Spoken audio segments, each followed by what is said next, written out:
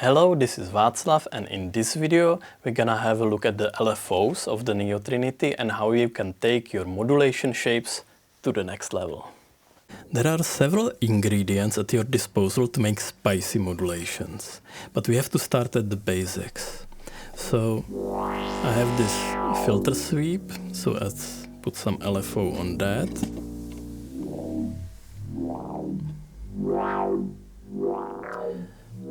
So this is the default mode and it's the LFO triangle, and you simply change the speed and it goes from like very slow, like several minutes, to the audio rate.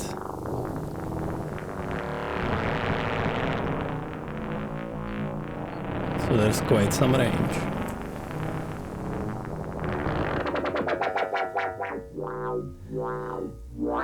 So you can also synchronize the LFO to the clock.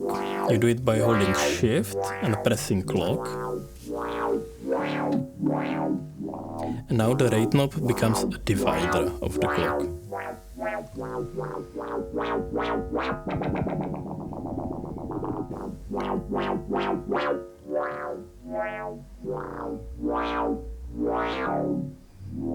To change the shape of the LFO, you hold Shift and press the A, B, C, D, E buttons, and F enables smoothing of that shape. So let's look at A, which is a saw, and F will enable smoothing, so it's got a little smoother ramp, and this is really useful when you're modulating some sensitive destinations like VCAs or delays, stuff like that. Then the next shape we've been at was triangle, and with added smoothing it turns into a sine wave. Shift and shape C is a ramp or smooth ramp, and D is a pulse or a smooth pulse. It's easy to show. If I would put this on the VCA, you see that the sharp pulse makes these clicks, but with smoothing on, there are no such clicks. Let's go back to modulating the filter, and if I go to E, that is random, and the random also has smoothing, so let's turn the smoothing off for now.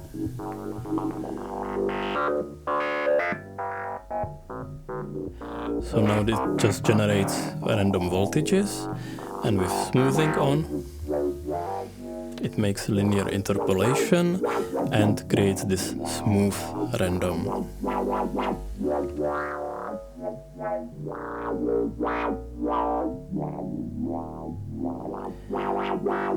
And if you have it synchronized to the clock like I have now, you basically have clocked sample and hold waveform.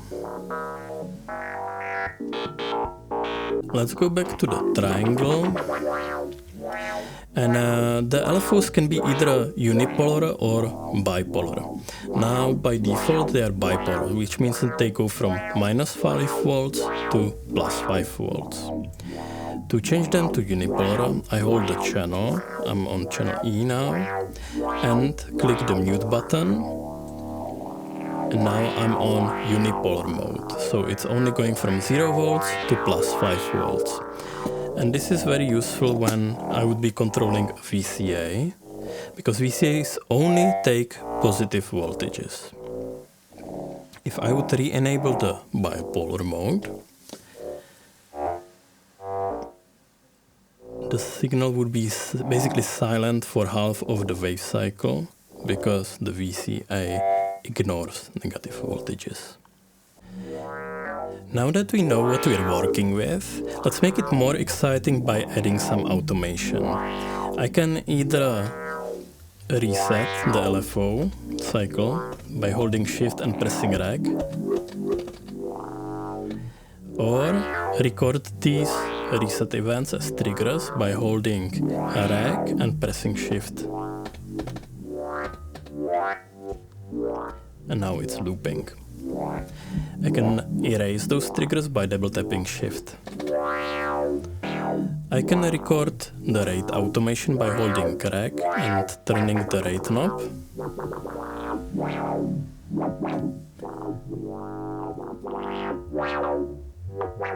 And now it's looping. And I can also add some reset triggers to the sequence, and now I have this quite complex modulation sequence going. To erase the rate knob automation, I double tap the clear, and to remove the trigger automation, I double tap Shift. To get even more complex shapes, you can use the CV inputs. If you haven't watched the video about the inputs of the Neo Trinity, there is a link in the description.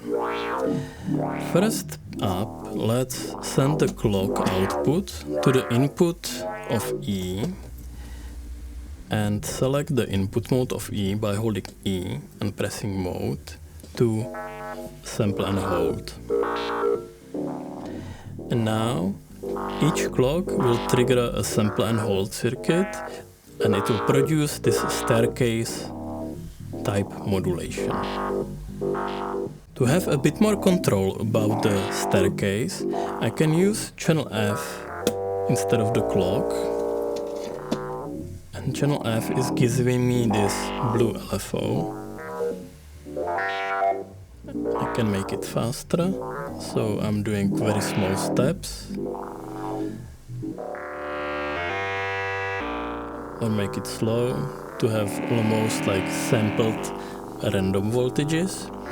But what is interesting about using two LFOs is that if I make LFO E faster,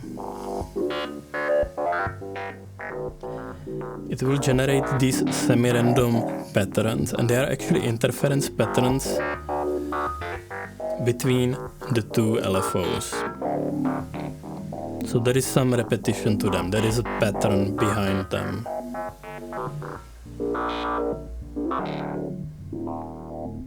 Now let's switch the input mode of E to attenuated positive. Let's slow it down. Let's slow down also F.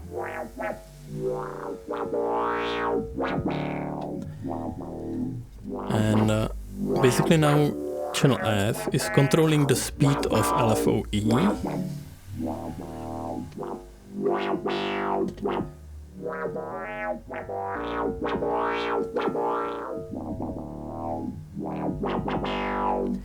And it can create these like really interesting exponential rhythms, and it also warps the shapes of the triangles a little bit, so this is a really fun thing to try.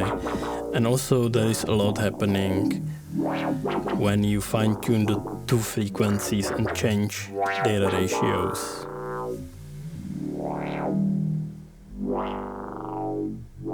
Definitely very organic feeling type modulation. Now that we're talking about exponential, let's use the output of E to modulate E itself. If I speed it up a little bit, you'll see I'll get these like nice exponential curving shapes. And that's basically making the triangle go faster once it's higher and slower when it's down. I can make it more pronounced by going to the full positive mode. So when it gets faster, it's even more faster. And if I would go to the negative mode, it would on the other hand make it very logarithmic, or the attenuated negative. Make these beautiful Gothic arches.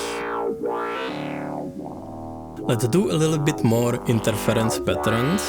I'm bringing back LFO from channel F. And I'm gonna change the input mode of E to the VCA mode.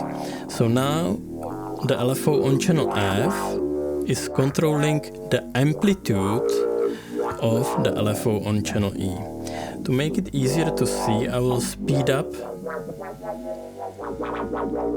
the LFO E, and you can see on the oscilloscope that basically the level of the LFO F controls the amplitude of channel E.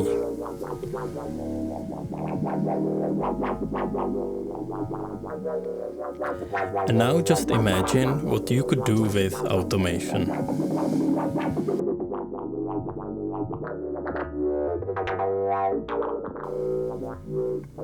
Very complex modulations.